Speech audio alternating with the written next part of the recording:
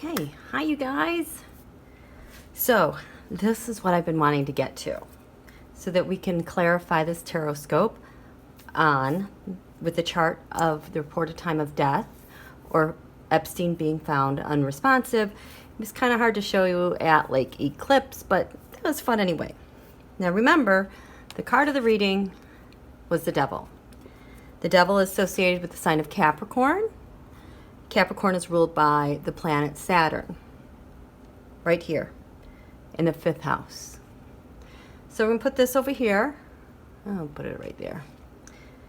So on the ascendant, at the time of Epstein's death, because the moon is on the ascendant, he is ruled by the sun. So on the ascendant, we had 2 of Wands. So if the ascendant is the life-giving portion of the chart, we have someone here making an announcement. And this is probably whoever it is saying he was found unresponsive. That's the ascendant. In the 12th house, where the sun is, the hanged man. Well, yeah, there was a hanged man, but here's the thing. When we look at the 12th house is ruled by Pisces. Pisces actually rules over prisons because Pisces is a sign that is like an isolated sign. There's a lot of reflection that goes on, so it could represent meditation or spirituality. On the flip side, it can represent jail, because if you're not going to pull yourself in, you'll be put in jail for the stuff that you do that you're so disillusioned by. So in the 12th house, think of this as Jeffrey's jail cell. There's 1, 2, 3 people in the jail cell when they announce he's dead, and then you have an aggressor standing right outside the door. Jeffrey Epstein's Pluto, this sign, which is one of Scorpio's rulers, which rules the 8th house, was coming up and conjunct the ascendant. Pluto is the sign of life and death, transformation, life, birth, money you owe people, taxes, debts, politics, spies, surgery, all those kind of undercover investigative things. So let's look at this first house, the aggressor. Mars in a first house is as aggressive as it comes. You have the sun at 17 degrees, Mars at 25 degrees. Sun, Mars this close with a midpoint has a purpose to fulfill, and it will do anything to fulfill it. Let's say Venus was the midpoint. They would fulfill anything to get that money. The midpoint between the sun and the Mars are the ascendant, someone announcing something, and an unresponsive death planet. So there is a fight and tension to the death. First house, what represents the first house? We have Trump crime syndicate. He ordered it. The sun, the moon is the co-ruler of the planet when we're looking at this in a forensic way. We have the moon down here in the 5th house. Look at Saturn's there. Here's the devil. Trump ordered it. Now Saturn is in the 5th. The 5th house is ruled by the sun, traditionally, which is like the sun, and the sun represents the president. In this case, it represents Jeffrey Epstein because this is a death chart about him. But in the 5th house, we've got Saturn and Pluto. Death planet, limitations, authority, restrictions. 5 Pentacles reversed. So there's kind of a relief here going on with the destitution that maybe someone faced in the 5th house. The moon is here in the 5th house. and you'll see, I'm going to show you this backwards in time. But now we have Jupiter in the 4th. The show is over. In the 4th house, we have, it's over. The payoff was there. It worked. Someone's getting paid. Let's go to the 10th house, which is what everyone should be, a public house that everyone could see. The ruler of the 10th house is Venus. She's hidden. So whatever Venus is doing in the skies, she's doing it in a hidden way. So all we know in the 10th house is strength. Strength was exerted. Venus was operating in a way of strength. Don't forget Venus. Venus is in her dominion as she rules Taurus. Taurus rules the neck. There's Venus. Someone is doing something with the neck. In the 9th house, you know, Putin's house, the house of long distance travel, we have Uranus. This was sudden shocking news. Also, the opponent, an aggressor against the first, the ascendant. Hey, look, Aquarius is on the descendant. It's ruled by Uranus. So it's like an order came from far away to do something with someone's neck. In the 9th house, we have 8 of Swords.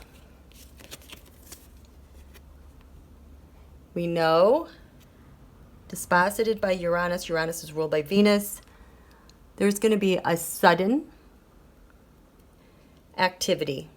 There's going to be sudden something who's already bound up, someone who's already bound up and vulnerable.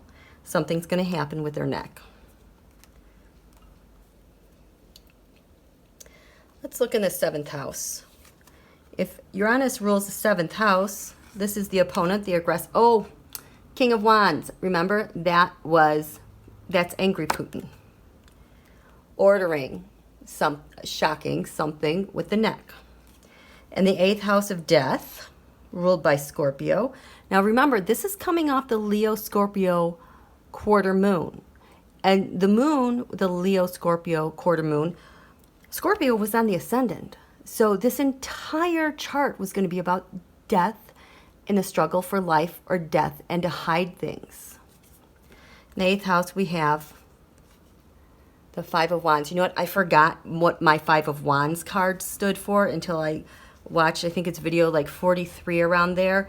It's the one about how the Saudis have to have an emergency Saudi meeting at the end of May because Netanyahu failed to pull a government together. I encourage you to watch that one because that's like at the beginning. It's like a good one to like catch you up to speed to where we are. This 5 of Wands, this is actually my card for like the split of what happened with Manafort, Gates, Flynn, and then Ivanka and Jared. Those 3 were out. Ivanka and Jared are in. So that's kind of like, I don't know, that little team of wands, the Donald's mini mafia, I guess. So up here in the, so here's Venus. Uranus is also disposited by Venus. In the 11th house, the traditional ruler is Aquarius. What do we have? The High Priestess. Now, I did some clarifiers on that, and I'm going to have to find those again. Right now, I just want to lay this out so you guys can see this clearly, but wait till you see this whole story that I'm going to tell you. And it's probably going to be in 2 or 3 parts.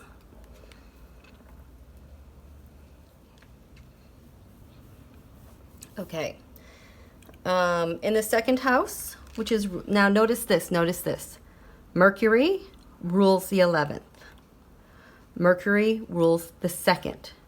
Mercury is Donald's ruler with his natal sun in Gemini. We have 19 Gemini, actually let's just call it 20 degrees because it's 1956. 20 degrees Gemini, 20 degrees Sagittarius on this axis. And this is conjunct Donald's natal sun. This is conjunct Donald's natal moon. And look, you got the moon conjunct that. You have the part of fortune. So this is going to work out favorably for Donald. And Donald has secrets about what's happening in the 12th with the hung man. So Mercury ruled second, we have, the mafia, undercover. This is winning at all costs, but I see this reversed as more kind of like stealth mode, hidden mode. We don't need all you guys, but we are going to do something. And in the third house, we have 11 Libra. We have a Venus and Mars influence here. Mars is one of Scorpio's rulers. We have the expert craftsman that's been hired to do a job. So I'm going to write these down in their respective house, and then we'll proceed from there. Okay, so I put the horoscope right here. Hopefully it doesn't fall out. I'm going to do the 5th house where the moon is at 20 Sag, and we're going to go up towards the King of Wands. So in the 5th house, the moon is on the cusp. Part of fortune is there. So whatever was going to be carried out, it is aspected very well. It is very lucky with positive outcomes. So the ruler of the ascendant is Leo. Whatever was intended there would have good fortune. At the midheaven, we have strength, which involves 2 living beings. And at the base of the chart, we have moneyed news. In the 5th house, a 5 of Pentacles. Is that money dark money? Is it hidden money?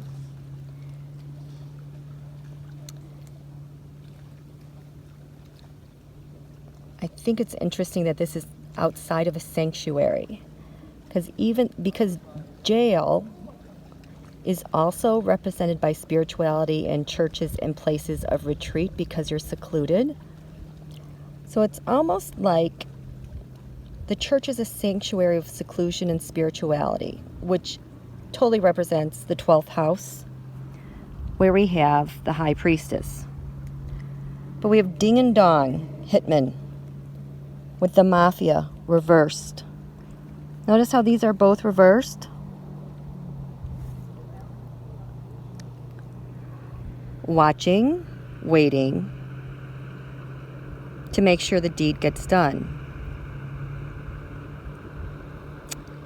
And there's going to be, whoever did this is just really looking forward to the relief of him being gone. That's where the healing takes place with this. And then in the 6th, where we have Saturn and Pluto conjunct, close to the 6th house cusp, forming that yod with the 8 of Swords, we have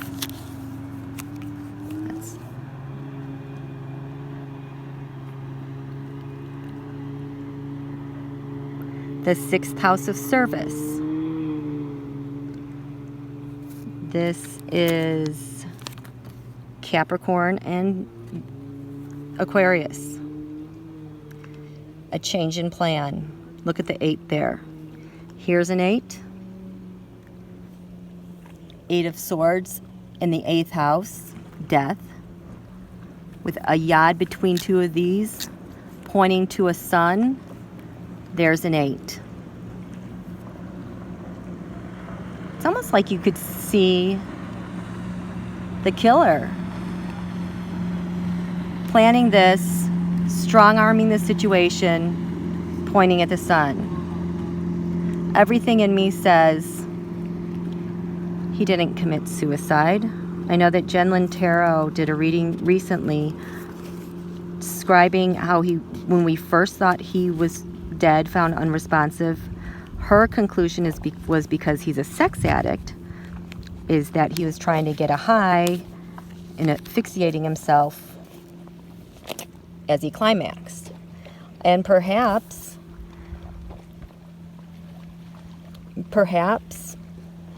someone exploited that about him to create a situation where he was doing that again, but then finish him off. I'm just speculating here. But look at all these people. Look at all these people. And don't forget, the card of the reading is the devil, which is Trump Russia. That always shows up as Trump or Putin. We have the Trump crime syndicate on the ascendant. We have his service people on the 6th house finishing the deed. The mafia has shown up. You know, people slinking. See, I see these people kind of like slinking around the hospital, keeping a wary eye watch so nobody catches them. And there was the money to offer. Usually that's my Jared card. Jared, did you offer money? I don't know. I can't look at that right now. My body is saying yes, but what was in the 3rd house again? Oh, skilled mafia guy, expert. So that's going to be something else to look at. I'll put this way. So that's kind of the horoscope, the tarot-scope. Sure are a lot of people working behind the scenes.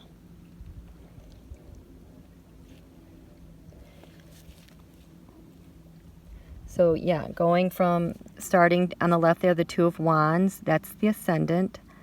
The Hanged Man is the 12th house. The 11th house is a High Priestess. In the 11th house, ruled by Uranus, Aquarius. Uranus is over here, is in the 9th house of law enforcement. Oh wait, I'm sorry, 9, 8, 7. This is the 8th house. This is the 8th house that represents Neptune. Oh my God. Oh my gosh. I got to get stickers on here so I can figure out my houses. Okay, so then at the top of the chart, in the midheaven, we have strength in the 10th house. In the 9th house of law enforcement, long distance travels, we have the 8 of Swords in the 9th. But in the 8th house, where Neptune joined Saturn and Pluto to make the Yod pointing at the Sun and Venus, the finger of death, that's a fight. That is not Neptunian, and that is not Piscean. That is fighting, and Aries is also in that house. So there was a struggle. There was definitely a struggle. And then the opponent on the 7th is the King of Wands. Maybe that's the person that paid for it to be done. Down here in the 1st house, we have the 9 of Cups, where Mars is located. That's a Trump crime syndicate. In the 2nd house, where we have Virgo and Libra, we have the Mafia inverted. They don't have to work so hard. The 3rd and 4th, on the 4th, we have new money. Jupiter is there as well with the part of fortune. Getting the deed done. The 3rd house, we have Libra Scorpio, which is kind of stealth. Experts. I want to say almost like expert, not marksmen, but they know what they're doing. In the 5th house, we have this 5 of Pentacles. And in the 6th house of service, to the King of Wands on the descendant, the job is done. There's a new direction. Okay, so I'm going to end there.